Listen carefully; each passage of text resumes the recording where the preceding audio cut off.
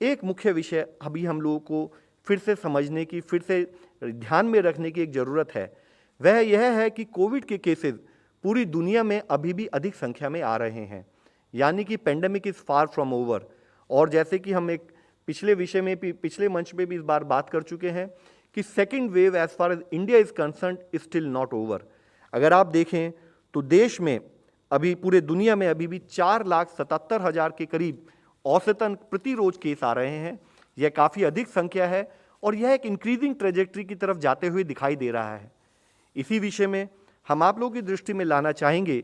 कि जैसे एक विषय, या तो हम ग्रोथ रेट की बात करें या एक्टिव केसेस बढ़ रहे हैं उसकी बात करें, या इसको एक टेक्निकल दृष्टि से अगर हम आप लोगों के सामने रखें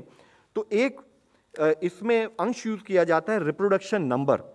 रिप्रोडक्शन नंबर मीन्स कि एक इन्फेक्टेड आदमी अपने इन्फेक्शियस पीरियड में कितने और लोगों को इन्फेक्ट करता है। यहाँ यह माना जाता है कि रिप्रोडक्शन नंबर जब भी एक से अधिक है तो इसका मतलब है कि केसेस की ट्रेजेक्ट्री इंक्रीजिंग है और टू दैट एक्सटेंट उतना ही कंट्रोल करने की आवश्यकता है। तो यहाँ हम आप लोगों की दृष्टि में लाना चाहेंगे, जैसे यूनाइटेड स्टेट्स में भी अभी केसेस बढ़ रहे हैं। ऑन एन एवरेज वहाँ रिप्रोडक्शन नंबर अभी 1.2 है, यानी कि एक इन्फेक्टेड आदमी एक से अधिक 1.2 लोगों को अपने इन्फेक्शन की अवधि में इन्फेक्ट कर रहा है।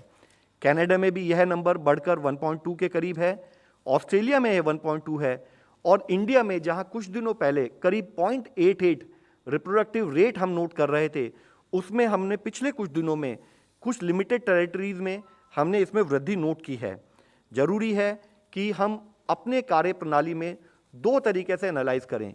एक तो वह लिमिटेड ट्रेजेक्ट्री जहां पर अभी अधिक केसेस आ रहे हैं, वहां पर हमारा कंट्रोल बहुत कठिनता से हम उसको कंट्रोल करने में अपना कार्य करें। दूसरा, अगर कहीं पर रिप्रोडक्टिव नंबर